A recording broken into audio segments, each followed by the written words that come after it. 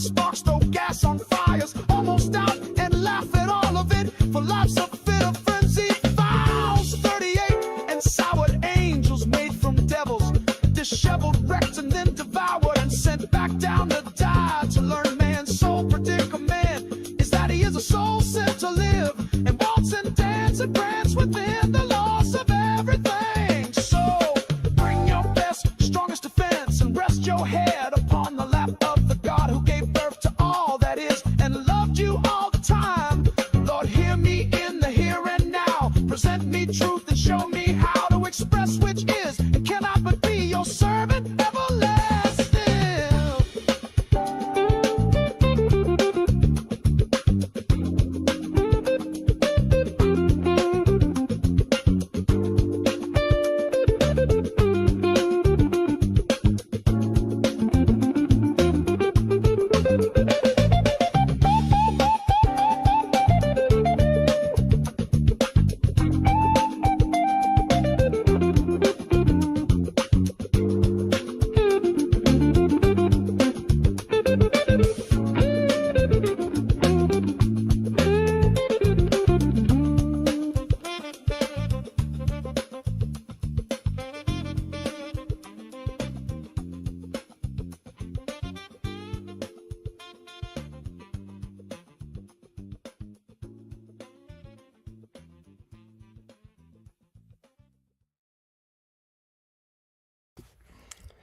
All right, good morning, everybody. Welcome to the Knox Church and Academy of Lord Jesus Christ. It's me. It's just me. It's your old Uncle Marty.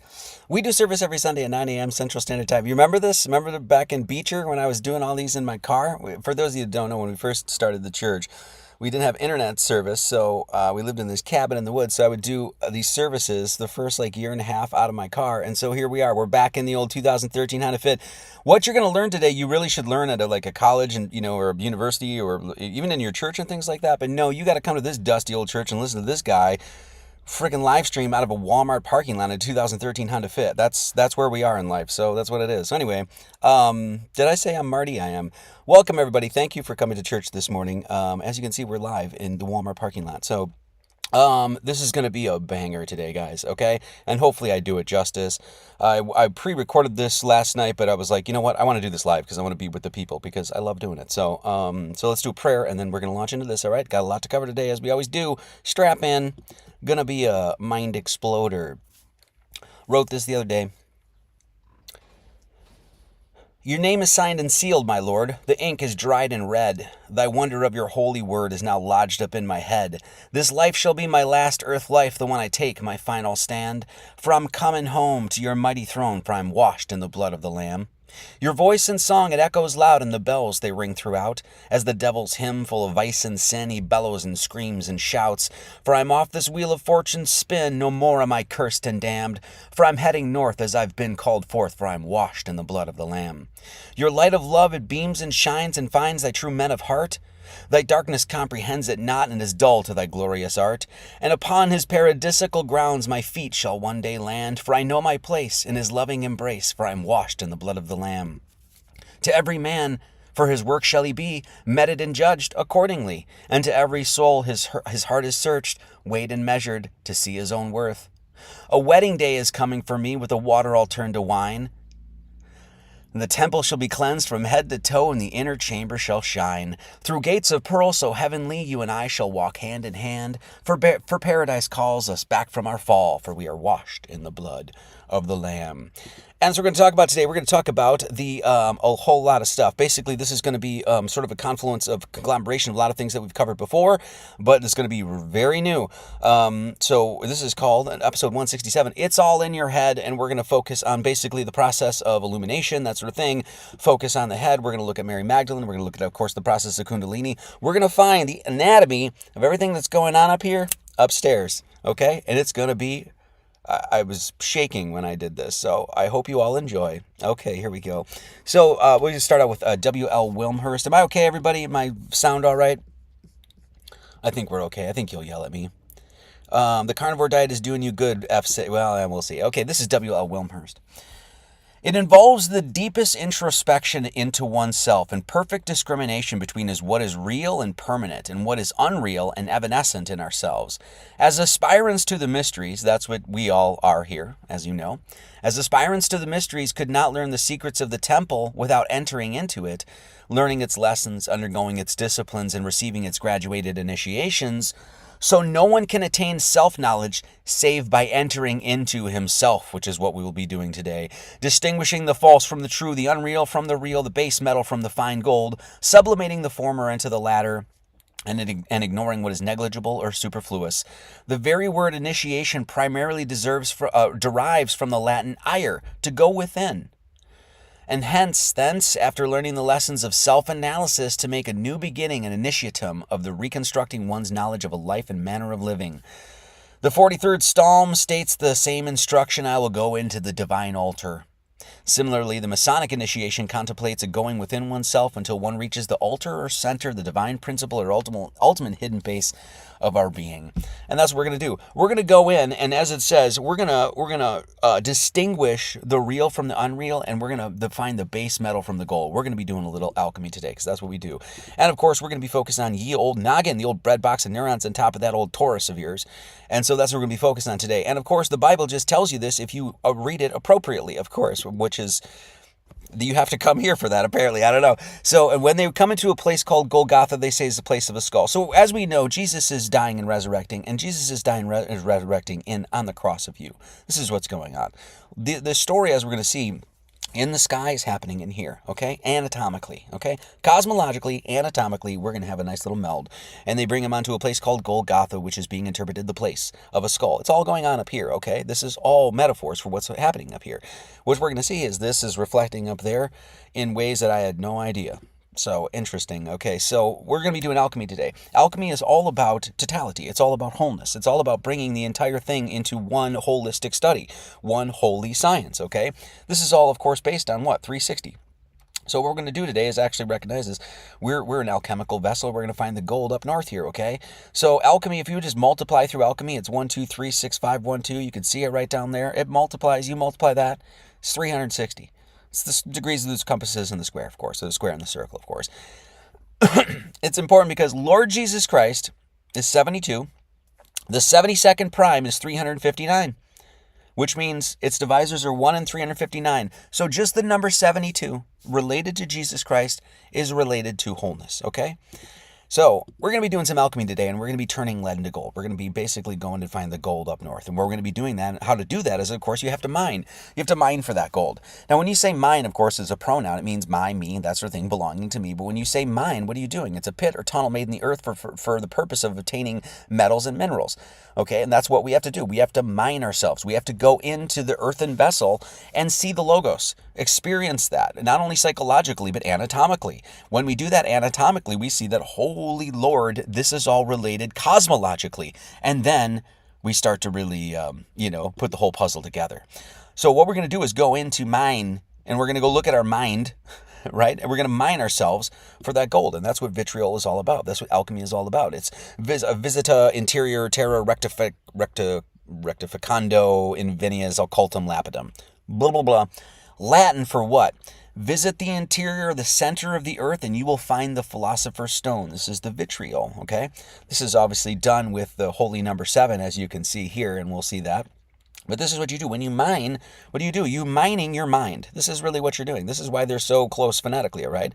This is all about your mind, the transubstantiation of your mind, changing your consciousness in order to see God within all things. And that means in your human vessel, that means in your world around you, that means in your cosmology, that means inside here, in here, okay?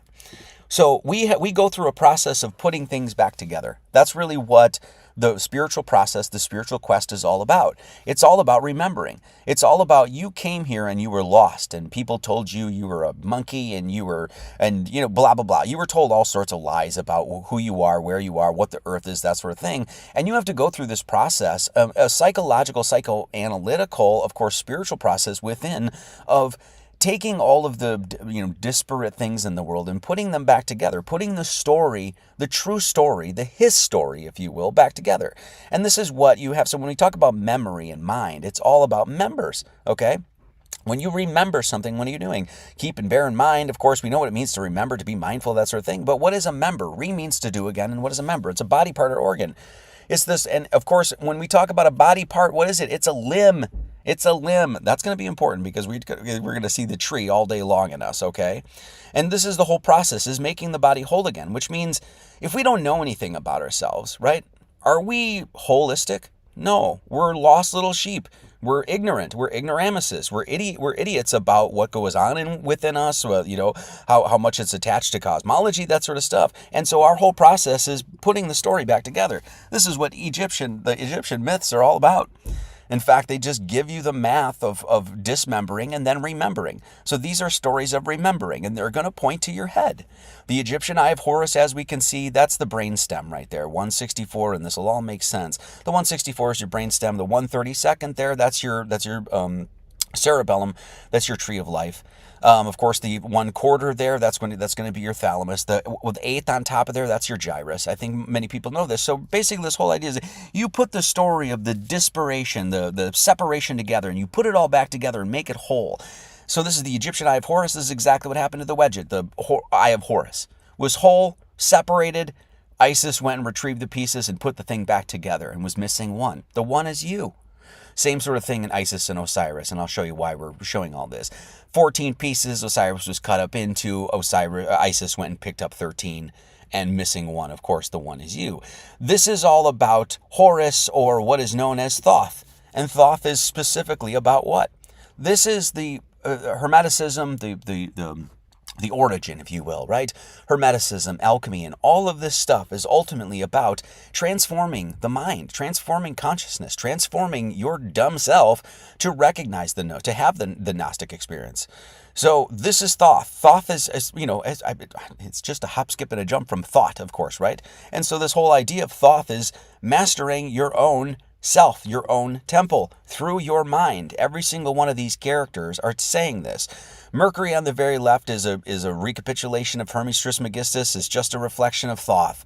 All of these figures are all about transcending opposites, going to essentially the most high place, and conquering the mind. Okay, and these are all these figures. Thoth is of course the Thoth and Hermes, of course, Egyptian. Mercury is Roman, that sort of thing.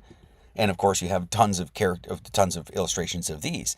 So now, when we say it's all about the mind, and we go right to Egypt, why I'm showing this is because we're going right back to the black land of alchemy, right? That sort of thing, where this whole thing was the origin point. So, okay, now when we look at what is the one symbol of Egypt that is most prominent? Okay, we got the falcon, we got the sphinx, okay, etc. But of course, the scarab beetle in Egypt is one of the most significant symbols or insignias. And what is it? It's a top section of your brain. That's what it is. That's what the Egyptian scarab beetle is showing. This center point here is your sagittal. This is your coronal suture right there. And that's a representation of your skull. Now, what's interesting is that the scarab beetle is a beetle that's all about the process of turning lead into gold, or turning detritus of whatever, the yesteryear, the Saturnian lead state, and turning it into a perfected state, a state full of logos, right? So this is what the scarab beetle does. The scarab beetle rolls dung balls backwards, buries them under the ground, puts the eggs in the ball of poop, and after 28 days, there's new beetles that emerge, okay? So, but most lunary of all is the two-horned beetle, horned after the manner of the bull, which digs under cow dung. So there's a Taurus sort of figure there. What's the symbol? What's right next to Taurus? Aries. And there remains for the space of 28 days. So they're using this symbol of the scarab beetle. It's pointing to the top of your head, as we'll see, and then it's giving you specifically the number 28, and that is when, of course, the moon basically does its one rotation through the zodiac. On the 28th to the 29th day, new beetles emerge from underground in the poop, and now we have these new creatures. It's a death and rebirth, and it's all based on what? 28. So they're focusing on the head, and then saying, hey, guess what? It's a reference to 28. What is that? That's the math of your hands. That's the triangulation of the number 7 encoded within the scarab beetle. And this singular thing here is telling you about what we're going to be deciphering today. And that's your good old skull. That's the Golgotha. Okay? And of course, this is why in Hermeticism, they'll tell you that if you want the answers, if you want the key to unlock all of this stuff, you're going to need some math. You're going to need the holy number 7, and hence why it's replete throughout the Bible. The principles of truth are 7. He who knows these understandingly possesses the magic key before whose touch all the doors of the temple fly open. What's the temple? It's right here. Do you know where the door is? We're going to find the door today. It's right here. You want to open this up here, right? It's an expansion of consciousness. Do you know how you do that? Well, one of the ways is, of course, with math. And they'll just tell you, hey, there's a key to this riddle, and it's in the number 7, and then it's going to point to your head. So that's interesting.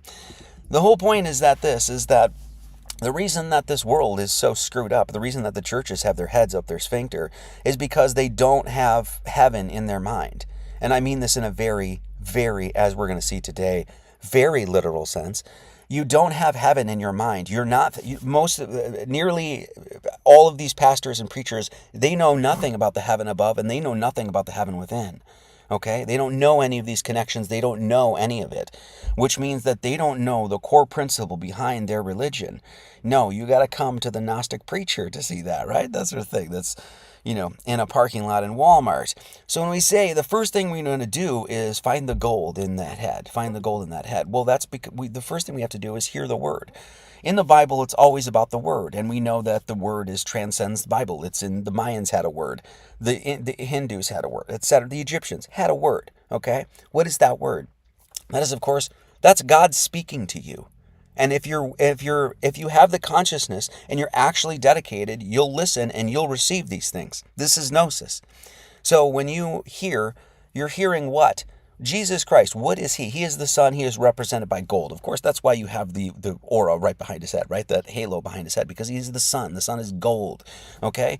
Saturn is lead. You want to go from the Saturnian lower state to God, to Jesus, which is gold. That's the alchemy, okay? You hear the word. You hear it in your ear. Of course, now we've talked about this before, your head. You just throw that R there, and then you heard. You take the D away, and you hear. You take the H away, and you ear. Okay, this is all of these terms they sound the same and are close because they're all referencing the same thing. When you hear the word, you don't taste the word, you don't smell the word, you can, that there's those things, but you always hear this word. What do you hear with? Of course, your ear. Your ear is based on, it's called oral, right? When you hear something, it's pertaining to the ear, oral, that sort of thing. Even AU, audio. The ear is the organ, by the way. An organ, just like your organs, what is that? Organ is a reference to music, which means that this thing, once again, when they use terms like this, it's a reference to what? The harmony of the spheres. This place is created. It's harmonious. It's proportioned. There's a rhythm. There's a rate. There's a melody to this thing, okay? And you perceiving that is you hearing the word, the logos. That's what it's all about. You being able to see it and explain it. And that's what we do here. The Latin name for gold is aurum. And oral is it's pertaining to the ear. So what are you hearing? You're hearing the gold. That's what you're doing. That's what you're listening for. Okay? So let's start with the head. What we're going to do is we're going to discover the wedding of the Lamb. We're going to discover Mary Magdalene in the head. We're going to discover where Pontius Pilate is. We're going to see that Jesus is crucified in the head. We're going to go through the process of passing over. We're going to go down the spinal cord and back up. And we're going to do the whole thing. Okay? So the first thing we need to do is start with your old head there, okay? We've covered this many times. Some of this will be a review, but we got to do it. So, of course, if you just look, your head basically, save for the mandible, has 22 bones in that head, and it creates 7 orifices, 2 eyes, 2 ears, 2 nostrils, and a mouth. That's exactly what it creates. That gives you 2 numbers, 22 and 7, and 22 divided by 7 is 3.142. It's pi, okay? It's pi. So, is this no, this is not the one I want. I'm sorry.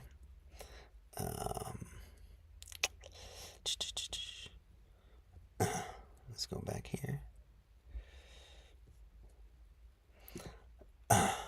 Pi is encoded in your head naturally with the bones and the orifices. It's just how it is. There's 22 bones that create 7 openings. 22 divided by 7 is pi. But Aries your RAM is known as Aries, right? And Aries is, here it is, ARIES, of course. This is the reverse of 7. If you look, 65551, 15556. In other words, when we talk about this head, as we're going to see, it's all full of lambs. It's lambs all day long. Not only is it there, the Aries, the ram, actually, which is a lamb, tells you about the number 7, which is related to your head, of course, right? But as we're going to see, it's all up in your business. Is the Aries. So let's first start here. Okay, so there's your head. So when we go up into our head, what we're doing is basically we're going to go through the whole process. Your cerebral spinal fluid, it basically, and we'll go over this whole thing, basically coats your brain. The fluid goes down your spinal column and basically informs all the nerve currents and things like that, then travels back up. When it travels back up, it goes to the top 2 bones in your spinal column, okay? And this is the thing that makes you erect. They're called discs, by the way, right? They're called discs, right? Vertebrae are called discs. This is the sun, is called the sun disc, right? Sort of thing. It's the light that's traveling up your vertebrae. That's what it's doing. Okay, that's what it's doing. So the top 2 are your axis and your atlas. Okay, and we talked about this before, but I don't think we've referenced it enough. When you say atlas, okay, what we're just about to say is, hey, the heaven needs to come back to our mind. If we're gonna fix what's going on Earth, heaven needs to come back to mind. That's what I'm saying. Okay, so we're saying that the upstairs canopy, the cosmos, reflects in your head. The 33rd bone that absolutely supports this thing is called an atlas. What is an atlas? It's a map of the world. That's what it is. Why do you think the bone here was called atlas? Because what is this? It's a map of the world, as we're going to see up north. The bone right before that is 32, which is your axis. Axis is, of course, an anagram. It's basically just an anagram for a 6. An axis is the axis point in which, of course, it's essentially 6 around. It's a 6 around 1 is what it is, right? And so those top 2 bones are telling you about your 3-dimensional mathematics of you, which is this whole thing is based on. And then the next bone tells you by its name that this thing up here is a reflection of what's going on up there. And we will absolutely see that today. This is the thing, this light that's traveling up your spine. I know this is a review, but we have to do it. This light that's traveling up your spine, this is the Bible telling you that that is a light of the sun, that Jesus Christ is a representation of the sun, and that his grandpapa was even named the Sun. Okay? The fact, I hate to say this, I'm bitching a little bit, but the fact that you have alleged religious scholars and professors of literature that can't pick this up is unbelievable to me. Okay, so here we go. And Jesus himself began to be about 30 years of age. His ministry lasted 3 years. Began to be about 30, which means his ministry was 32 or 33 years. That's how long it lasted. In the same verse, Luke 3:23, that they give you that number for you to associate exactly what it's referencing, they tell you he was the son of Joseph, which was the son of Heli. Heli is the Helios. It's the personification of the sun. Okay, so it's right there. It's right there if you have the eyes to see. Okay, so those 32 and 33 bones, that's your brain stem right there, right? You get your brain stem, and obviously, right, that goes up in here, and we'll get over this. We'll go over all this. That oil, or that chrism, that's cerebral spinal fluid that travels down, is, as we've talked about before, right? This is your physiology. This is anatomic, physiological, and this is what's going on spiritually. Okay. It's a perfect mold. It's our meld, I should say. There's your cerebral spinal fluid, goes all the way down. It comes back up. It is called the chrism. It's called the oil. It's called the balm. The Christ is the anointed. It's synonymous with the Messiah, of course, as we know. Chrism is an oil mingled with balm. It's the sacred ointment consecrated and used in Christian rites. When they use this oil in Christian rites, it is a representation of the spinal fluid. Okay? That's what it is. And this is why the woman is anointed Jesus and the head, all of that sort of stuff. Then it even goes, chrism tells you it's an oil. When you look up oil, it's specifically an olive oil. The olive oil is a reference to the Mount of Olives. The Mount of Olives is the mountain in the center of the whole thing where Jesus transcended, and that mountain is the top of you. Okay? This is what we will show today, and we will show it in detail. Okay? This oil, when it's refined, this is God, Man, the Word Made Flesh. I've read this numerous times because it just sums it up perfectly. The fluid, oil or marrow, which flows down the spinal cord comes from the upper brain, the Creator or the Father, the Most High, and is known as physiology as the ovum or the generative seed. We are going to see that seed today. This life essence which creates the human form of corruptible flesh. Of course, in Greek, it's called the Christ, which is from oil. When this oil is refined, transmuted, lifted up, raised, it becomes so highly vitalized that it regenerates the body and overcomes the last enemy, death. And that's exactly what Passover is. It's overcoming death. And we're going to see it. You do it in your vessel. How can it be lifted up? How do we lift this up? Well, first off, know yourself, know your world. Be a good human being. There's all these basic things, Know yourself, of course, right? Do what's right. Reprove liars. It's not that difficult, really, It's a great work, though, because it requires consistency. That's how you raise that oil. That is the Christ that's going right up into the brain, and we're going to see that today. When I have to cover this before we get into the anatomy of the brain, okay? When this cerebrospinal fluid is going, and this is exactly what happens anatomically, right? Physiologically. It covers your brain, goes down the spinal column, it basically informs the nerve currents, that sort of thing, and then travels back up. When this is happening in the story is Passover, okay? When Jesus is being dying resurrected in Golgotha, in the skull. It's called Passover. This is what, of course, in the sky, we know Passover. We'll see this again. It's by Aries, of course. It's by the lamb, the ram. It's almost always there. Always there. Passover. When you're passing over up into the head. This is what happens. And we're going to see this whole process. Passover equals 33. That's your 33 bones of your spinal cord. Okay, that's what it is. Spinal cord equals 32. Spinal column equals 33. Both used medically. Okay, so pay attention though. What is happening when you go down? When you when we go and we look at the zodiac, man, we're starting with our Aries. We go to a Taurus. Gemini, Cancer, Leo, etc., right? When the cerebrospinal fluid goes and travels from the brain, because it starts at the most high and travels down, what does it do? It goes into the path of the zodiac, right? Watch. It goes Aries, then it goes down to Taurus, then it goes to Gemini, Cancer, right? That's what it does, the natural path of the sun. So your cerebrospinal fluid maps exactly what the sun is doing. Now, your whole purpose is actually to bring this fluid, as we know, as this energy up into the Aries. That's the whole process. In other words, the sun is doing this. Aries, Taurus, Gemini, Cancer, Leo, Virgo, but your anatomical process is doing the thing in reverse. Libra, Virgo, Leo, Cancer, Gemini, Taurus, Aries. We want to raise it. Rise, Aries, right? That's the whole thing. So you're doing this counterclockwise. You're doing this in this sense reverse. Okay? This is exactly, you do this, by the way. Hold on. Okay, so you do this in reverse, right? And you go through 7 signs, and I'll show you all this again. This is exactly what the Muslims do in Mecca. When they make their great trip to Mecca, they're going and they're walking around counterclockwise a cube. Why? Because of Kabbalah, yo. Because of exactly what we're teaching. What I'm about to show you is absolutely codified within the Masonic doctrine, and I don't think there's probably a Muzzy or a Christie that knows anything about it. Besides this church. I'm serious. I hate to say that. It's just the case, okay? Muslims circumambulate the big Kaaba, the cube of Allah, in Mecca 7 times. 7 times, and they do it in reverse, because what are they doing? They're taking that energy that's going down and we're bringing it back up. That's exactly what you're doing.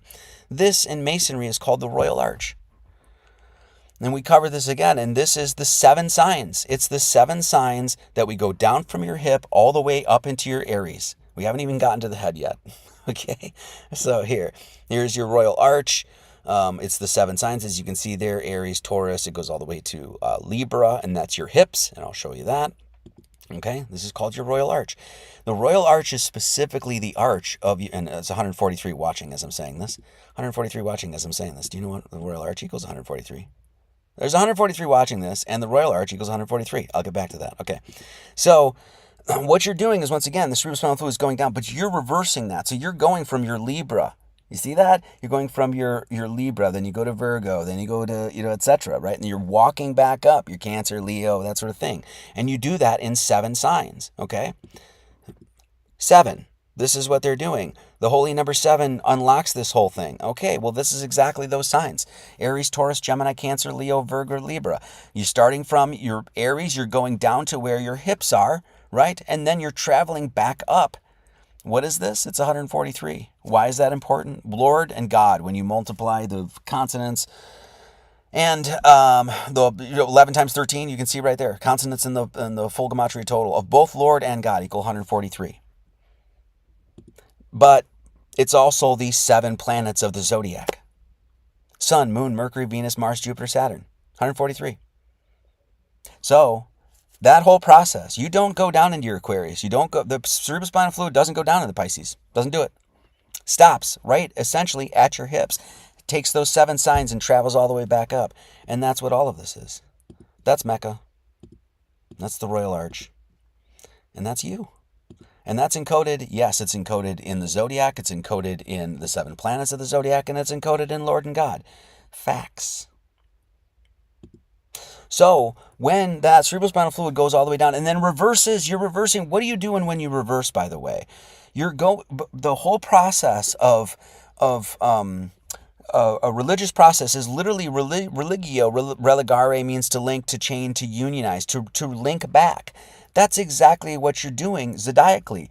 When the sun rose for the first time, it rose in Aries, and then Taurus, and then time started, and that sort of thing, and then you take all of the disparate, all the things that have been dismembered, and you remember them and put them back together and make things whole again. And that's exactly what the Egyptian myths are doing.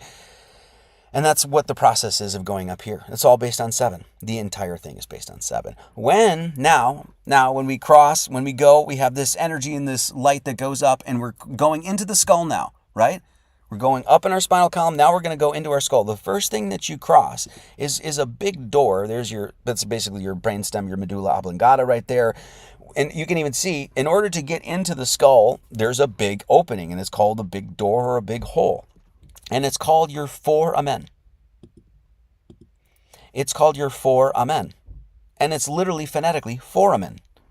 So an amen is, of course, what you do after you pray, right? Is the largest opening in the skull and is considered the door that connects the brain and the spinal cord. So this, right, it gets your axis. There's a big door, and you can even see right there, that connects the spinal cord.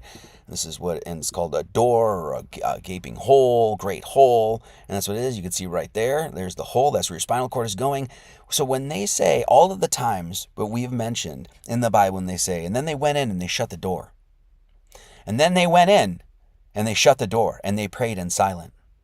Do you know what they're doing? They're going through the doorway into Golgotha, where you do your praying and your repentance and anything, and then they shut the door. They're closing off. This is what it means when they say, but thou, when thou prayest, enter into thy closet. When thou hast shut thy door, pray to thy Father which is in secret, and thy Father which seeth in secret shall reward thee openly. You know how many times the Bible admonishes or whatever, people that are like, oh God, Jesus Christ, like that. It even says the rabbi, they're in the marketplace and they're all, look at me, I'm praying. And they're like, okay, screw you, rabbi. When you actually pray and meditate and actually seek out God, what are you doing? Is it an external thing and you're holding this and getting people to watch? No. You go into the closet and you shut the door of your foramen magnum and you pray in silent in your Aries. Okay? When you get up there, right? Let's do some math. We're going to go back to the Tetragrammaton, and this will all make sense. When you get up here, the whole idea is we're raising this full, filling the light body of full, that sort of thing, raising up, this sort of thing. You're getting to the top, and that's where you're resurrecting, right? That's the whole thing, that you're following the path of Jesus. Jesus and I and my Father are one, which means he, when you get up here, is directly connected to Yahweh, the Tetragrammaton. There's no question about it, right? It's the basics of the New Testament. So here we go. We have the Tetragrammaton. We've covered this before. As we know, this is the Father in heaven, and of course the Father in heaven is found here. What's going on here is going on up there, and vice versa, as above, so below. The gematria of the Tetragrammaton, as we know, first off, I know this will be quick, but I have to go over this quick because there's a lot to cover here. First off, we know we take the Tetragrammaton, Yad He Vav He, we take those 4 Hebrew letters, and it forms a human being. Okay, so that's telling you, where is this Tetragrammaton found? It's found within you. Of course, the top is the head. That's the Yod right there. Okay, so now we take these, as you can see, the most basic geometry, right? You're making a truncated pyramid, a frustum. You got 5 and 5. You got 6 on the top. You got 10 on the bottom.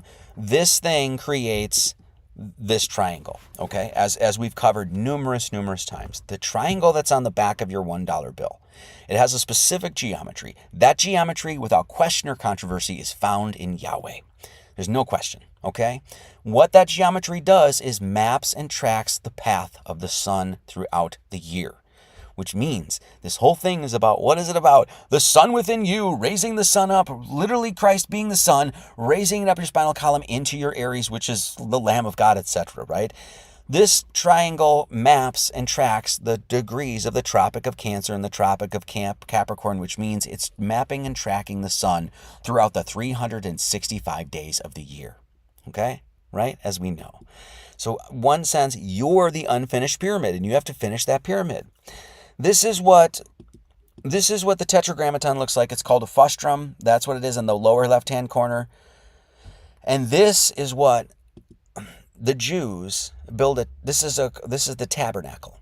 So a tabernacle, I will read the etymology here in just a second, is this place where Jews, they would build this in the wilderness, and that's where they would go to pray. They would study the Torah in their tents, and this is what they would build. And what is that? It's this. It's the same thing. Okay? Everybody see that?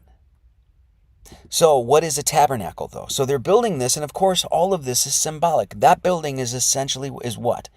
It's a metaphor for your building. What does the tabernacle mean? It's a portable sanctuary carried by the Israelites in the wilderness. What's the portable sanctuary? You're the temple. This is why they're called temples, okay? Jewish tabernacle tent, it's a tavern. That's my temple, would be more of a tavern. But the body is also in biblical language. The body as the temporary abode of the soul.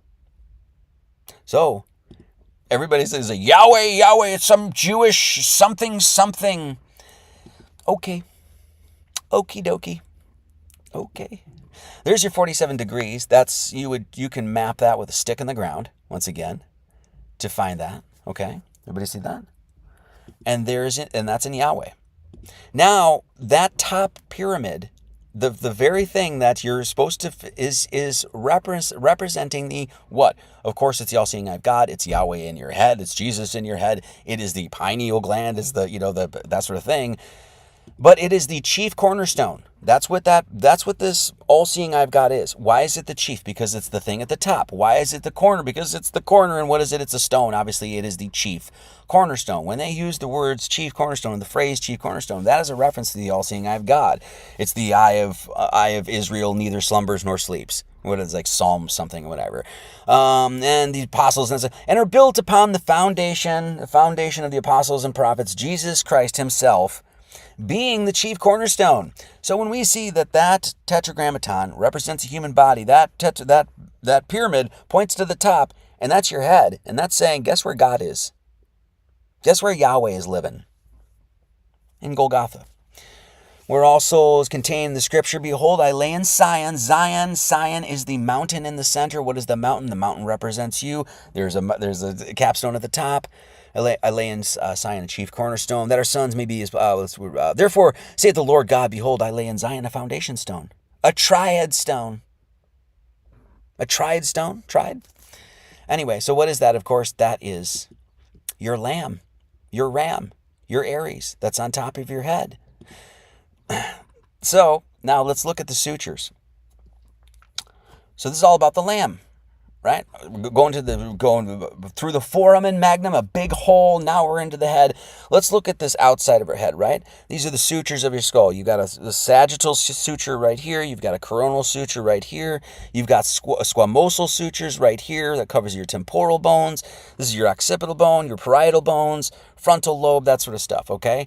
The back one, so we just went through the brainstem. There's a hole, a gaping hole, a foramen magnum. That hole is attached to the occipital bone, and the occipital bone is a suture. And do you know what the suture is called? It's called the lambdoid. It's called the lambdoid suture. That's what it is. And that suture, why it's called the lambdoid suture, is because it resembles the Greek letter lambda. What is it? It's a mountain. That's what the letter A is. It's a ladder, a mountain. It's that sort of thing. Always pointing from a base to the top. So lambda is, of course, a lambda, right?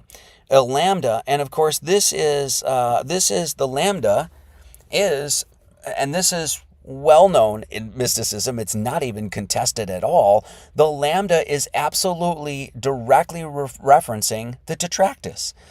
The Tetractys is, what is it? It's, as you can see, it's the letter A, it's a lambda, that sort of thing. And what is it? It gives you perfect musical harmonies.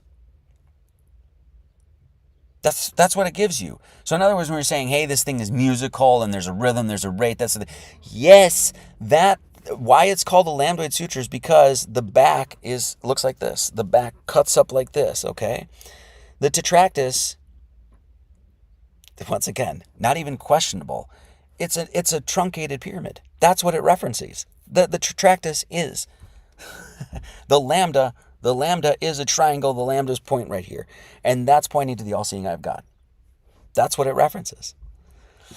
So this mountain of God, you're once again, the Most High here, Most High there are reflected. We're a miniature, okay? Then, so we say, what is this mountain, this lambda that points to the top? Who's at the top? Always Yahweh, the all-seeing eye of God, or we've got God, or we've got Yahweh at the top. And what does it point to you? It points to you. That lamb, by the way, and this squares the circle, as we know. That squares the circle. Just as you square the circle. The central eye, right, sometimes considered the thalamus, the optic thalamus, sometimes the pineal gland, usually the pineal gland because it's singular.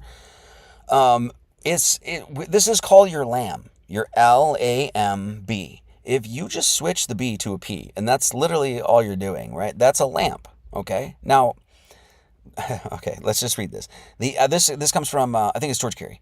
The optic thalamus, the central eye in the center of the head, is called both lamp and lamb. The thalamus, which we'll get to today, is a massive gray matter at the base of the cerebrum, projecting into the bounding the third ventricle. The Hebrew letters of lamb, lamed, aleph, mem, and beth, mean in their order overcoming, father, mother, and house, or some materialized form. Lamed basically means overcoming. Aleph basically means father, ox, that sort of thing. Mem is a mother, and Beth means house. So when we get to the top of this lamb that's in our head, as we'll see, in the Lambdoid Sutra, apparently in Hebrew it says you're supposed to overcome a mother and a father. What is that? That, my friends, is the alchemical wedding. And we're going to find that wedding in your head, okay? The wedding is in your head, and it's a lamb. That's a lamp. It's when you turn the light on up there, right? Okay. While P in lamp gives a different meaning, P from the 17th letter of the Hebrew alphabet, pi, means speech, which radiates or goes forth. As we're going to see the pi in our head. The essence of life within us is the oil. What feeds this lamp or causes it to give light, because that's anatomically, physiologically, that's exactly what happens. It is carried up to the place where this lamp or candle, what the Bible refers to as the optic within the thalamus, referred to as above. Lamb, in Hebrew, gives you pi. Lamb, lamed, aleph, mem, as we just read. Beth, you reduce those down. Lamed is 30, becomes 3. Aleph is 1, stays 1. Mem is 40, reduces down to 4. And bet is 2. And what do you got? 3, 1, 4, 2. So you get up here, and apparently there's a pi up there. Not just in Hebrew, though, because in English too. Just as you A, B, C, D, E, F, G, just the order of the alphabet. What's the 12th letter? It's L. What's the first letter? It's A. What's the 13th letter? It's M. What's the second letter? It's B. You just reduce those down now. 12 becomes 3, 1 stays 1, 13 becomes 4, and 2 becomes 2, and that is what? 3, 1, 4, 2. 3, 1, 4, 2. So apparently you get up top there, and pi is going to be revealed to you. And so when we talk about all these so there's a Lambdoid Sutra. We're going to get into the head and find all the rest of the ram stuff. We're saying this is all happening up here. It's of the Most High. This is why you find all of these references to rams, lambs, shepherds, that sort of thing in your sky. Polaris, the North Star, where Yahweh is sitting in his throne. Throne is basically an anagram for north. Pole of Aries. It's a contractual word. Pole of Aries. Pole of Aries. It's your pole of your lamb. And of course, where the sun rises in Aries. Where the opposite is Antares in Scorpio. It's anti-Aries. And then where the Aries is, right around the area where Aries is a shepherd. Auriga. Okay? So, all the lambs, and this is, of course, once again, I and my Father are one. This is why the Son is related directly to Yahweh. Yahweh absolutely encodes the math of the Son and then points to you. Unquestionable. In the sutures in your head, there's 17 of them. The 17th letter is pi, by the way, in Hebrew there. 17 sutures, 17, by the way, and so there's the coronal suture. These are the main four: coronal, sagittal, lambdoid in the back, and then squamosal, which we'll see in just a second, okay? There's 17 of these. 17 does not go lost on people at this channel. First off, 1 through 17 is 153. We'll see that next chapter in John 21, where all of a sudden Simon Peter catches specifically 153 fish. Why? I probably has to do with math. Adding 1 through 17 is 153. We won't even get into that. We've covered it many times before. So when they say 17 sutures, this is a reference to the number 7 as well. 17 is the 7th prime number. 2, 3, 5, 7, 11, 13, 17. If you square all those numbers and add it up, it's 666. 2 squared is 4, 3 squared is 9, 5 squared is 25, 7 squared is 49, 11 squared is 121, 13 squared is 169, and 17 squared is 289. If you add that up, it's 666. Where did we find 666? In the name of Jesus Christ in English and in the name of Jesus Christ in Greek. Why? Where are we? Here. Because we changed our consciousness to recognize 666. Oh, that's not anything to fear. It's just something to conquer. We just have to read our Bible correctly. Okay? Bones of the skull, there's the sphenoid. We'll get to that. I just want to, just so you can get a little, a visual of this, okay? The parietal bones. Parietal means wall, by the way. So when we see in Solomon's temple and things like that, and the walls of the temple, that's what it's talking about. The walls were lined with cedar. Why were they lined with cedar? Because you're a tree, yo. And we'll get to that. We'll get to that, okay? So we'll go over some of these. The temporal bone, we'll look at that, okay? There's just another, just so you can see. Just to get a visual, there's the foramen magnum, the big gaping hole, the doorway that gets into the Golgotha. As you're going to see, that sphenoid bone right there, that's a really interesting bone. Really interesting placed bone, okay?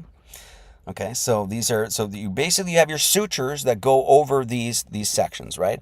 So there's one suture that's really interesting that goes right over your temporal bone, right? Your temporal plate here, whatever.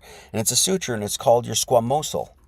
Okay, squamosal, and it basically is a word-forming element. Anatomy, it means a fish or reptile, a scale, but it's related to squalus, like squalid, which means foul and filthy, right? Decrepit, that sort of thing. That's what it means, squalid, okay? So if you notice, there's your squamosal. Your squamosal suture goes right over the place which is called your temporal, which is your temple, of course. So if you think about this, there is a line of a suture, and it's going over the very place that you're thinking, your temple, and it's called foul and filthy, squalid. Why? Well, where does evil come from? Where does evil come from, ladies and gentlemen? It comes from the mind of man. As we know, the battle that we're always facing against the swine of this earth, right? All the filthiness, all the degradation, all of the things that keep us from logos, where does it happen? We all know. You do it to yourself, you do, and that's why it really hurts, is you do it to, it's happening here. So it just so happens, the very place of your temples, there's a line that goes over it, and it's called your foul and filthy line. For we wrestle not against flesh and blood, but against principalities and powers and rulers of the darkness of this world, against spiritual wickedness in high places. What's the high place? It's here. Where's the spiritual wickedness happen? It happens in the mind of man because we create evil. Where does it? In our temples. What's right above that? Something very filthy. So now that we're in our head, right, there's, of course, once again, our Aries, which is related to pi, of course, in numerous ways. Lamb equals pi in Greek. Lamb points to pi in English. 7 equals pi. Aries and 7 are the same, that sort of thing, okay? Just reflections of one another. Then, of course, as we know, why the lamb? Why is this zodiac man have a lamb up there? Well, we'll go over this. Once again, a little review. necessary though. Aries represents the head in the zodiac, man. It is a fire sign, and we'll get to that as we move forward. But if you just look top down, just like the Egyptians looked at the scarab beetle was a representation of the head. This would be no different. It says if Yahweh is looking down at the top of your skull, looking into your skull, and you know what you're going to see? You're going to see the ram's horns in there, and that's your fornix and your hippocampus, and we'll dissect all of this for you today. But that symbol on the right there, that's the symbol of Aries. Where do you think it comes from? Boom. You know where it comes from now. That's where it comes from. Okay? Of course, that symbol is also the ram's horns. It's also the, the blooming of spring. Of course, that's what all that references. Excuse me. Of course, there's your ram's horns. Why is that? It looks like ram's horns, right? Your hippocampus is attached to your fornix, and we'll go over all this, okay? Okay? There's the anatomy, there's your brainstem, and it looks like a little dude, doesn't it? It looks like he's like, there's his legs, and he's got his like torso together, he's got his arms there, and those arms are, arm is ARM, and those are ram's horns, which is RAM. I don't know, maybe, whatever. Anyway, so then you go up, and those things right there, those ram's horns are called your hippocampus, and they're attached to your fornix, okay? Then inside there's your thalamus and your bridal chamber, which we'll get back to, but we're going to focus on the hippocampus right now. Of course, once again, when we understand it this way, when we understand that this is anatomical and astrological, it's like, boom, we can make sense of all this weird old art. What is all of it? You're not going to make a lick of sense of any of this stuff. Not one thing without the zodiac, ladies and gentlemen. Not one thing. And hence why, once again, modern traditions really don't understand any of this stuff. Okay? So This, by the way, this is, so the hippocampus is called Hippocampus. Those are your ram's horns. Hippo means horse, and campus means sea monster. And what we're going to see today is that that horse is Pegasus, and the sea monster we'll see in just a second is Cetus.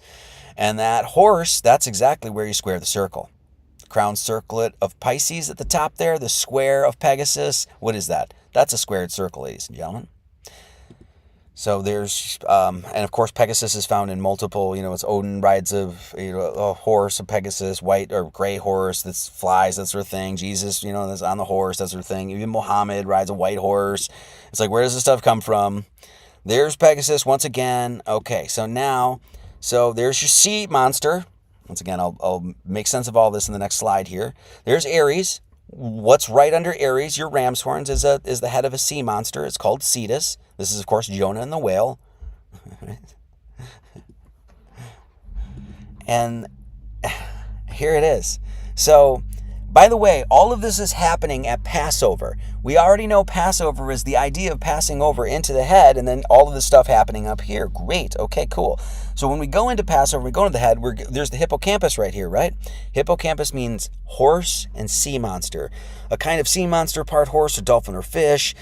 Hippocampus, from hippos, horse, campos means sea monster. What's the sea monster? It's Cetus right there, literally defined as a sea monster. Right to the left of it is what? The hippo, which means horse, which is what? Pegasus. What's right under the sea monster? Aries, your ram's horns. So I don't know how it came to pass, but it's right there. Your hippocampus is a sea monster, a horse, and it's tied to ram's horns all around Passover, and it's all right in your sky. It's all right there. That's your hippocampus. That's your ram's horns. The ram's horns are connected to the fornix. You can see right there. So the ram's horns, the arms of the dude that's connected to the fornix. You're not going to learn. Look at this. You're learning this stuff for free, ladies and gentlemen. Look at this. You'd have to go spend like $100,000 at some college, and they wouldn't even teach you any of this stuff. There's your fornix that's attached to the ram's horns, and the fornix is it's an arch, a vaulted chamber, a cellar, a vaulted opening. It's an arch or a dome shape, and means to heat or to warm, that sort of thing. So when we talk about an arch, a vaulted chamber, a cellar, a vaulted opening, that sort of stuff, it's also a reference to, do I have this here? It also reference to porch as well. An arch vaulted chamber, once again, this is to heat or to warm. Where are we? We're in Aries, which is what? A fire sign. And those things are connected to the ram's horns. And it's called to heat or to warm, and it's a vaulted open, that sort of stuff, before the entrance to a building. It also comes from the word to lead or to pass over. It's the very bottom there, just so you know. So, In other words, this fornix that is a place to heat and stuff like that. There it is again. And you can even see it looks like the what do they call that? The scourge, the whip, right? It's like you take that thing and then you just whip it. That's what it looks like, right? Like the bend, whack like that. And that just happens to also be the shepherd's cane. Crook and flail. Anyway, so there's your fornix. It means to heat, and of course that's all heating in the head. That's why it's in Aries or Ram. Aries is the fire sign. What's right inside, as we'll go back here, this, where are we? Sorry. Is it this one? Yeah, there we go. And so there we go. There's your brain stem. There's your ram's horns. Inside of that is the thing called the thalamus. And this is what we just discussed. I think it was last week, I want to say. Thalamus comes from the receptacle of a flower. But it means inner chamber, sleeping room, marriage, wedlock, inner chamber, bedroom, the vaultive building, that sort of stuff. Okay. Epithalamium is a bridal song. Okay. From thalamus, bridal chamber, inner chamber, of course. And what is this? This is the marriage of the lamb. Of course, where are we? We're in the lamb, we're in the ram, and of course there's a marriage. Now, what's inside, right, basically dead center in your head is called the thalamus. And the thalamus is described as egg-shaped or ovoid. These egg-shaped structures are located deep in the center of the brain. So that's what it looks like. So when we talk about the egg of creation and that we reflect the egg of creation and et cetera, that's in your head, yo. That's in your head. This place of what is it? It's a bridal chamber. It's an inner chamber. It's a bedroom. It's marriage. It's wedlock. What is this? This is the bride this is the marriage of the wedding of the lamb. Where are we? We're in the lamb. What's there? That's a bridal chamber. This is, of course, what we said was Mary Magdalene. Magdalene, mag is magnet, right? Of course, comes from magic and majestic and magisterial and that sort of stuff, the root. But it's magnet is, of course, what? It's one singular object that has a left and a polarity to it, right? And it brings it together. Magdala or Magdalene, that's exactly what it means. Delene means basically like dale, right? Basically, which is a low valley or that sort of stuff. And then Delene or Dala means high or tower. So her name means marrying, wedding, uniting, the low and the high, the tower and the dale, the valley. That's what her name means. So she's coming together. She's marrying. Where is this happening here? And what is she holding? An egg. Mary Magdalene. Very famous. By the way, hold on. I just want to show you all these. She's holding an egg. What's the egg? It's the thalamus. What is it? That's the wedding chamber. It's Mary. It's thalamus.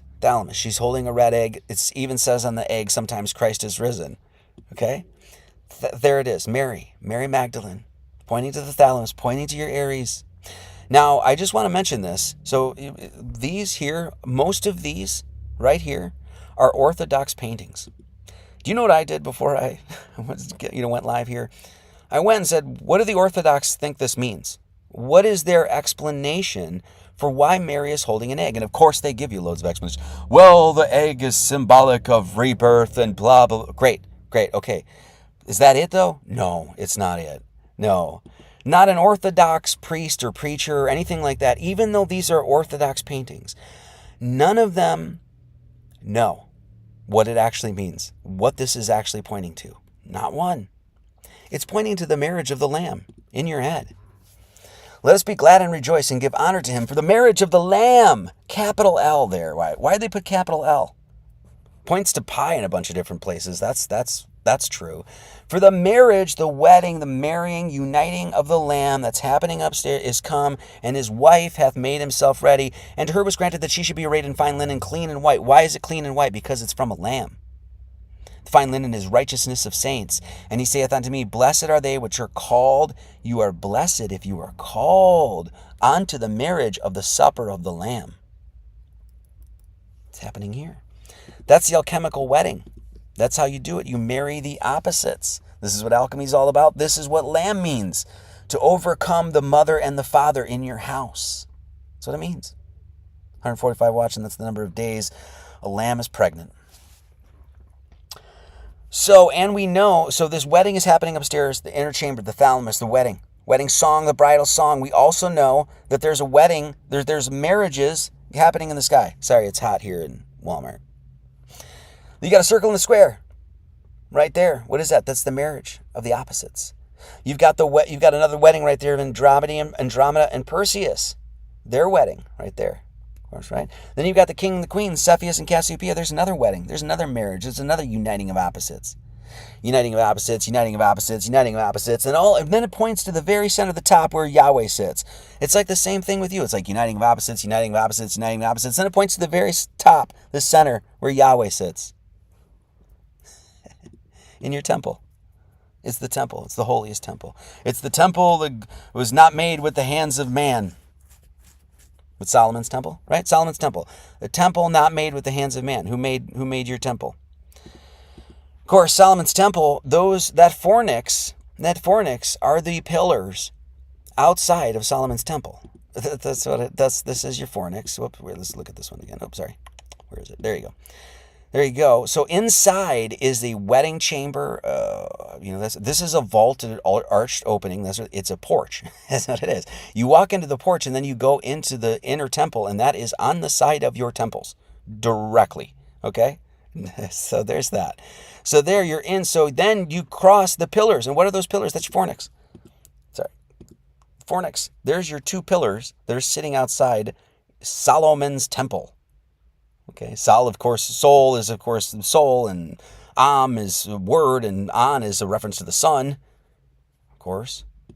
So there's your pillars outside of Solomon's temple, and it's always about, it's always about uniting. And sometimes they even show a pillar in the back because it's always about uniting the two into one. Okay, so once again, there's the high priestess in the Torah deck. Why is she? It's a very Mary figure, obviously. Right? She's got the scroll of the Torah, and she's got a big egg on top of her head between two pillars. What is that? What's going on? You see it now? Okay. Of course, those pillars, remember we said the thalamus means receptacle of a flower. Okay? And then the pillar, the fornix are the pillars that are on the porch that go right into the temple. And what's on top of those, according to the Old Testament, what's on top of those pillars?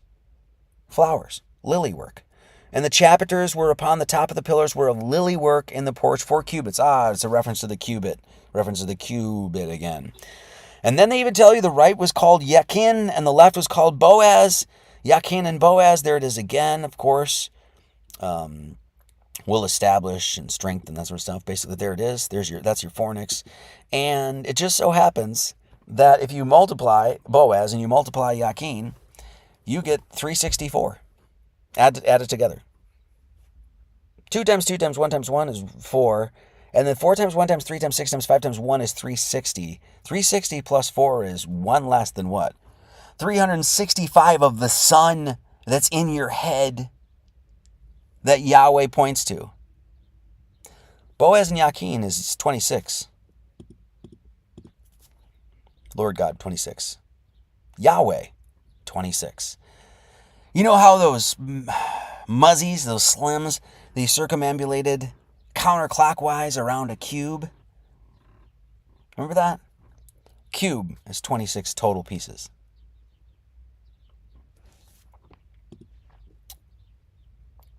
On those ram's horns, think about this.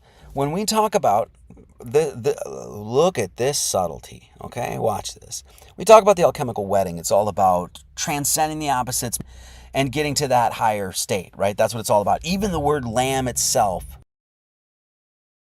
Then on the top, at the end of the ram's horns, the fornix there, I should say, has mammillary bodies. A mammillary is the fornix there, I should say, has mammillary bodies. A mammillary is a rounded breast-like shape. It comes from the word nipple, of course. Whenever you see even mom, like mamma shape, it comes from the word nipple, of course. Whenever you see even mom, like mamma, that's like mother, right? That's the word. So mammillary obviously is a reference to woman. Yet the woman, those breasts and nipples, are connected to the fornix, which is connected to ram's horns. A ram is a male sheep. Okay? This is called Aries, your ram. Those ram's horns are connected to boobs. Alchemical wedding, anybody? Alchemical wedding, anybody? So, little nipples on the ram's horns. Interesting. Now, So we talked about the thalamus, the inner chamber, that sort of thing, the ram's horns, the fornix, that sort of thing, the brainstem. We'll get back to that. Just outside what covers the thalamus is a thing called the putamen. Right? There it is. And it means to prune. That's what it means. Okay? Now, what are we here to... Think about this. This putamen... We had our temporal lobes here, right? Or our temporal plate here, whatever, right? Then we have this suture called the squamosal, right? Or which basically just means filthy. Means to, basically it's rancid, that sort of thing. Squalid. So our whole process is to clean this thing, right? That's what it is. To virginize, to clean, to pure your mind, that sort of thing. So you can see clearly. So you can see with spiritual sight, right? So you can see. So putamen means to prune or to clean. And this is exactly what we're supposed to do with our brain. This is the thing that's outside. You're supposed to prune or clean. You're supposed to pick off, right? I am the true vine. This will lead right to the branches in the tree all day long. I am the true vine, and the Father is the husbandman. Every branch in me that beareth not fruit, he taketh away, and every branch that beareth fruit, he purgeth it, and may bring forth more fruit. It's all about this whole idea of picking the fruit and cleaning and that sort of stuff. And that's exactly what's covering all of your inner brain, is the thing that you need to prune, to clean, that sort of thing.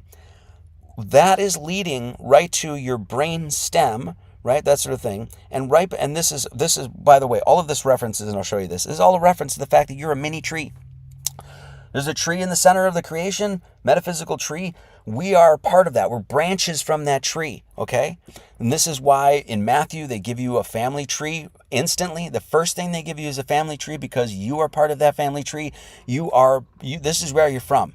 This is where you're actually from. You're not from Chicago, Illinois, or frickin' Brazil or whatever. No, you're from Nazareth. You're from the tree. That's where you're from. Okay? Because the tree, Jesus of Nazareth, is the tree of life.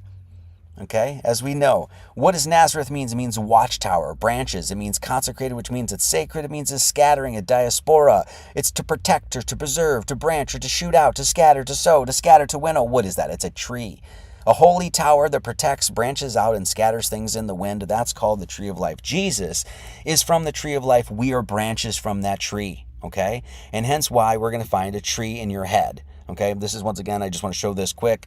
Tree of life, or basically the center world tree, is a motif that's found all over the world. Any of the great traditions is going to have this, and it's Kabbalistic all day long. You have it, the frickin' natives, Black Elk talks about a sacred tree. You go to ancient Egypt, you got the Greek mythology, you go to the Indian, you go Gnostic, Manichaean, just go down the list. They all have this tree. The tree is, as we're going to see, is in your head, of course, but this is your axis mundi. You're a mini tree. And that's what it means. The axis is the line or stem through the Earth's center, connecting its surface to the underworld and the heavens around which the universe revolves. It revolves around what? Yahweh in the north, the pole star, of course. And what are you? You have the axis bone, right? Of course, right under the atlas bone. And what are we doing here? We are putting the axis over the atlas. That's what we're doing. Okay? Why? Because this is, by the way, we saw this all day in Europe, by the way, this whole idea. You're a little tree, okay? And I'll show you why that's important here. Because, number one, when we talk about the 22 bones of your skull, there's one that's separate that branches off of your skull, and it's called your ramus, like ram, and it means the branch. It means branch. That's what it means, okay? Why are you a tree, though? Because you got a tree in your head. You got a tree in your head. That's the tree right there. What is that? That's your arbor vitae. So in other words, when that chrism, that oil, that balm that goes up your into Passover, goes through the foramen magnum, the first thing that it's going to hit there is what? That tree of life. It looks like a tree. It's a bush, right? There's a thing. Okay? Even called the arbor vitae, which means tree of life. In other words, there's a tree of life up north, and there's a tree of life in you. Literally what it's called too. There's the brain. I just want to mention this because basically when you look at the brain like bending, like if you look at the brain like this, just like that, and you look like a man like kneeling, that's kind of what it looks like. It's like his head is down. You can see like this, the tree of life would be the head. His shoulders are like this. His arms are like tucked in. You see that? Just kind of interesting anyway.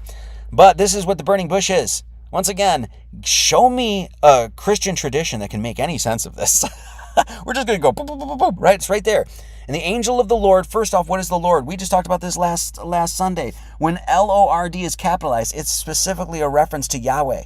And of course, that's what Moses saw. Where did he see him? In his head. In here. The lamp was on. And the angel is an angle. An angle of light from the God up north shined into your little receptacle here, yo. Okay? Angel appeared unto him a flame of fire. Why? Because Aries is a fire sign. There's your fornix. It means to heat. Okay? It's a fire sign. Out of the midst of a bush, he saw Yahweh out the midst of a bush. It's the arbor vitae. It's the tree of life. That's where he saw him. And the bush burned with fire, but the bush wasn't consumed. Why wasn't it consumed? Because it's anatomical and it's on fire because it's your Aries. There's Moses looking up to Yahweh. What's going on? He's in here. He's in here. He's looking at the burning, on fire bush. In the 3rd chapter of Exodus, the angel of the Lord appears unto Moses in the form of a burned bush with fire, and the zodiac man, the head is associated with Aries, a fire sign. As the cerebrospinal fluid returns to the head from the spinal cord, it passes the arbor vitae. Right there, the tree of life. An anatomical feature that looks striking like a bush or tree. By the way, that burning bush goes right into what? Well, let's go here. We'll go here. Here's, by the way, there's there's the cerebellum in the back, the arbor vitae right there, and then what is that? That's once again, this is all the same thing, the Egyptian thing. There's your pineal gland in the center. Excuse me. Look where your pineal gland is. Okay, there's the optic thalamus is in the center. Basically, the brain stem leads up to an egg. There's an egg. There's actually 2 eggs in your head. There's 2 sides of the thalamus, but so you got some eggs in your head, right? Then right there is, right behind that is your pineal gland. Look, the pineal gland looks like it's a seed that's leading up the roots to grow that tree. Isn't that what it looks like? That's what it looks like, okay? So there's your tree of life. What is the seed in which grows that tree? Well, it's your pineal gland, your pineal gland. It just happens to be pi. I'm sure that's a coincidence. So when you go up, so you're traveling up here, right? And you go in, you get to your pineal gland right there. That pineal gland is the seed that grows the tree. And where is all this happening? In Golgotha.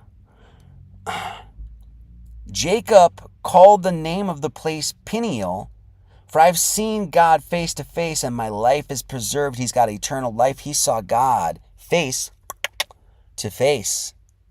Reflection in. And he called the place where he saw God face to face Peniel.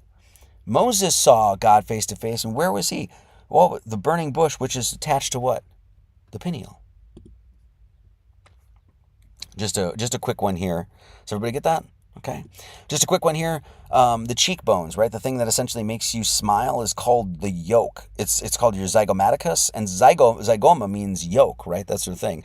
I just want to mention this, that so when you have all this thing like yolk and YOLK, the yolk of an egg, and yolk are the exact same thing, right? And then you have this thing that the thing that makes you smile is your yoke.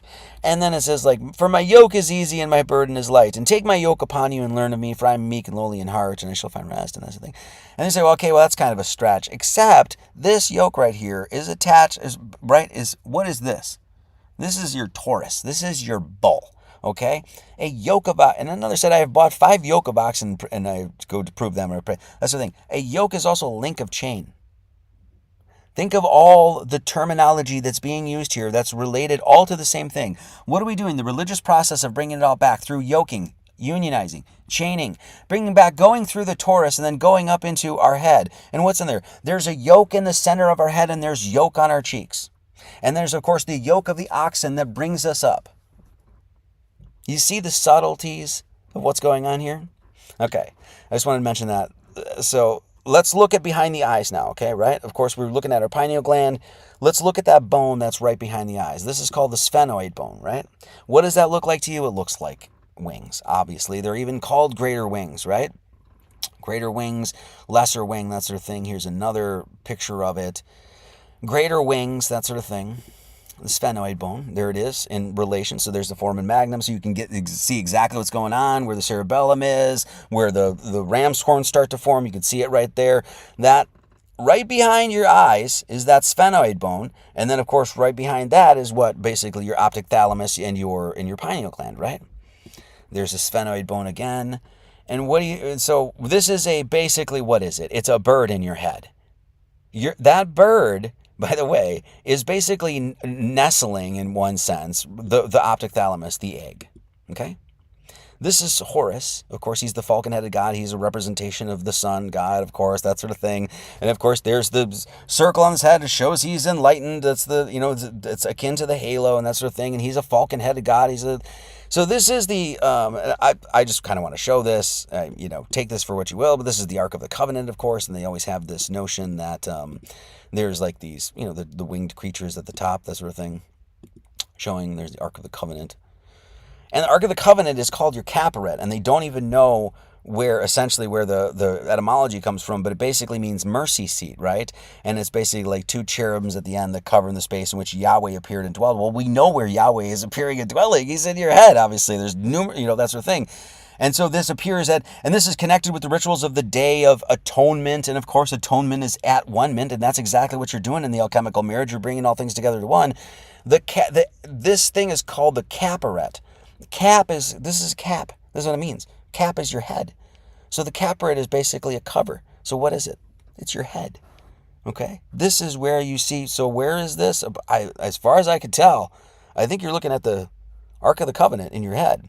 Now, the sphenoid bone, right, once again, it's like right behind it. You can even see right behind this, essentially, right, is you can see your thalamus, your third eye, whatever you want to say. Okay, so there's basically wings, and it's pointing to what would be what? I don't know. Is this where this comes from? What is that? Basically the light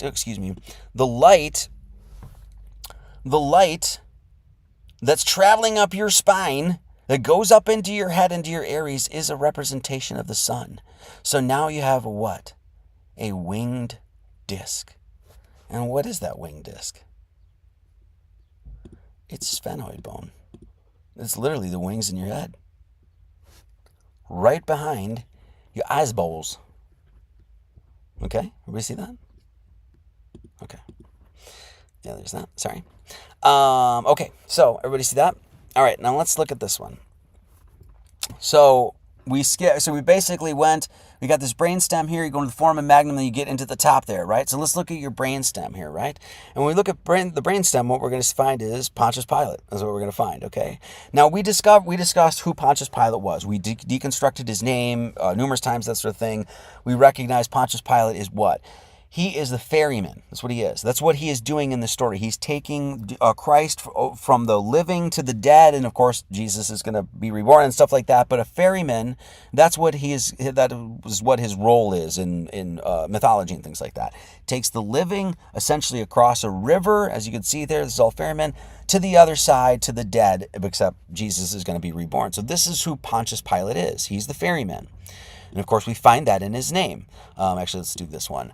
Pilot is literally an act as a pilot an aircraft or a ship, of course.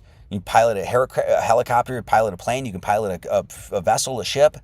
And Pontius Pilate, right?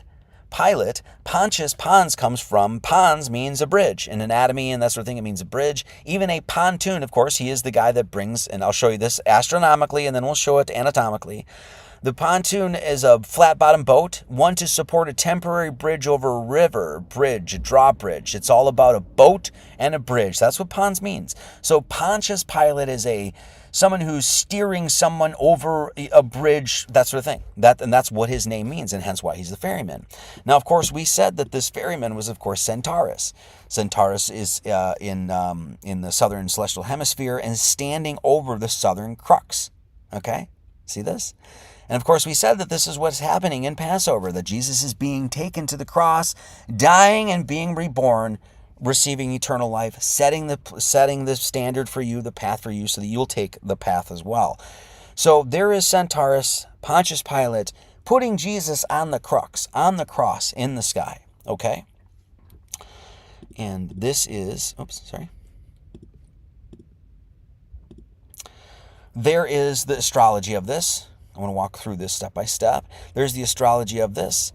There's Centaurus. You can even see he's standing over the southern crux where Jesus is being crucified astrologically in this sense. Right by there is called the ferryman's ship. It's Argo Navis. It even looks like Centaurus is standing on the ship. You can even see right there. I put it in yellow there. And so this is the ferryman. What's the river? It's the river of the Milky Way. It's that dark blue thing right there. So there's Pontius Pilate. He's a Roman general, that sort of thing. That's what Centaurus is, a Roman figure, a Roman warrior, that sort of thing. He's got Jesus on the cross in the river, taking him over on the boat. Okay. Here's Pontius Pilate in your head. So when you cross over, when you pass over, right? Pass over into your head, the things that you cross are two things. The pons, which is the bridge. It's literally the bridge. And that bridge, as you can see on the left there, is connected. This is where this is all happening. This pons bridge is taking the chrism, the Christ, up into what? Into the head to be pass over onto the cross. The next piece right there is called your cerebral crus. Crus means cross. That's what it means.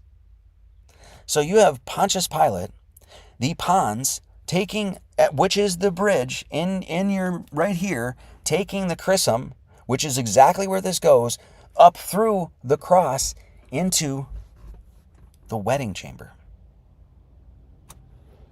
That's what's going on in your head.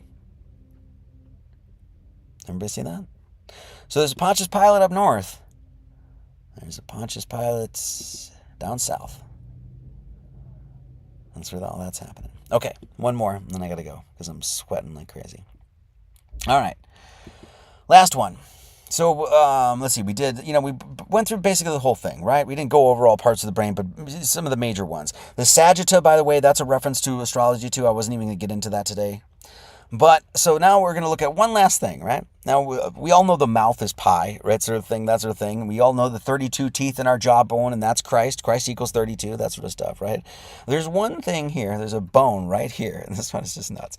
There's a bone right here in your nose, right? And it's called your vomer, and this is what it looks like. It looks like a vomer literally means it's a bone in the skull that comes from the Latin word vomer, which means plowshare. And this is because the shape of the bone is said to resemble a plowshare. The vomer is a thin, flat bone that forms part of the nasal septum. Sept, by the way, means 7. That's what it means. So in other words, there's this flat bone here, and what it's designed to do is to bring together the opposite sides, in this sort of sense, of your nasal cavity. It's bringing two into one. That's what it's doing. That's specifically its point. You can even its purpose. You can even see on the very top there. It's like it separates the very top. It's even a vomer vaginal canal, right? Because it's separating, right? So this vomer that's underneath your nose, you can even see it right there, is called your plowshare, okay? And it looks like a plowshare. Once again, there's the bone, there's a plowshare. That's what it looks like, okay? Well, this is. I can't believe this. So Ursa Major, by the way, first off, let's stop before we go back here. The plow. Oh, no, let's go. No, I'm sorry. So Ursa Major is, without question, one of the most easily recognizable and notable constellations or asterisms in the sky. Right? There's no question about it. Anybody can pretty much point out the Big Dipper. If you know your basics of astrology, you know that the Big Dipper points, the side of its ladle points to Yahweh, Polaris, the throne in the north. Of course, we know where all of this is. It's here, right? Okay, so that Ursa Major right there is called the Big Dipper, and it is literally a plowshare. That's what it's called. The plowshare, and why it's called a plowshare, as you can see right there, the plowshare, the end of the plowshare is connected, if you do an arch over, to Boötes, and Boötes is the sower. He is the farmer. He sows the seeds, and he uses the plowshare. And the plowshare, its side, this is how you find the North Star. This is how you find Yahweh. It points right to it. And so does the plowshare in your head. So does the plowshare in your head. That plowshare that's underneath your nose there, as you can see, it's right on top of your 32 teeth. If you just follow the one side of it, do you know where it? And it's not even like roughly. It's like exactly there. It points directly to what? Your pineal gland, your optic thalamus, where everything that we just discovered. It points right to it. So there's a plowshare up north that's pointed to God, Yahweh in the center, and there's a plowshare in you that's pointing to God, in the center. And we know this because Gnostics, we know. The Gnostic knows. You know what I'm saying? We hit truth right on the nose, if you know what I'm saying. So, all right. Okay, that's going to do it. Thank you all for joining me today. I'm glad I got to do this live because it was a lot more fun than the pre-recorded. So, if you would like to support us, you can become a good bird by supporting us. You can go, there's loads of ways to do that, and I'll get into that. Okay, so you could donate Venmo, Buy Me a Coffee, Cash App, Subscribe Star, all the places, and I'm sure Jennifer is in the chat right now, putting all the links on there. We're not going to do any thank yous today to anybody that did donate. We will catch it next week just because we are visiting family and stuff like that, and we're just really busy right now. So anything like that, donate via the website. There it is. Donate tab is right on the website there, and that's a great way to donate. Of course, 7781 County Road 3440, Mountain View, Missouri 65548. That's Gnostic Academy if you'd like to make any donations. And of course, you can become a private member at the Private Membership Association. We also have our YouTube playlist and tons of things. If you all, if like you're, hey, I want to get into this stuff and I don't know where to start. This is perfect, right? There's a start here. There's Flat Earth. There's Gematria. There's Biblical Astrology. There's etc. And so, yeah, it's all right there. So, and of course, you can get us at the Flat Earth, Sun, Moon, and Zodiac app. And if you want to join the Birdhouse, no, we're not a cult, but we're trying to keep out riffraff because we like to hang with people that are not douchebags. So if you'd like to join the Birdhouse, info@gnosticacademy.org. And of course, we have the records for sale, 4 of the records, AI songs, of lyrics with yours truly, and we're gonna put another one out this year, probably 2. We'll see.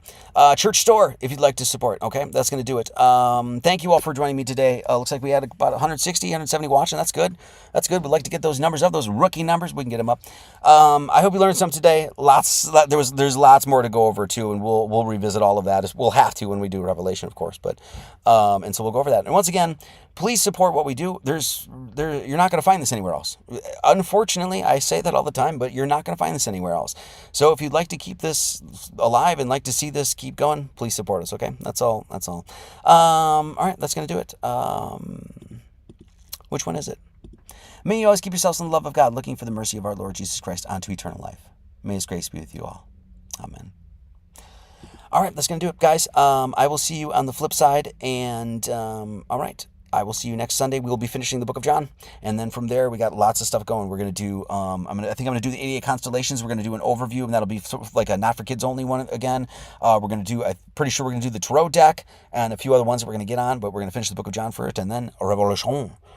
All right, that's going to do it, guys. Have yourself a wonderful Sunday. Thank you for being here. Thank you for your support. And let's get to it. All right. As always, many blessings and much love to all. Let's listen to this tune because it's a rocker.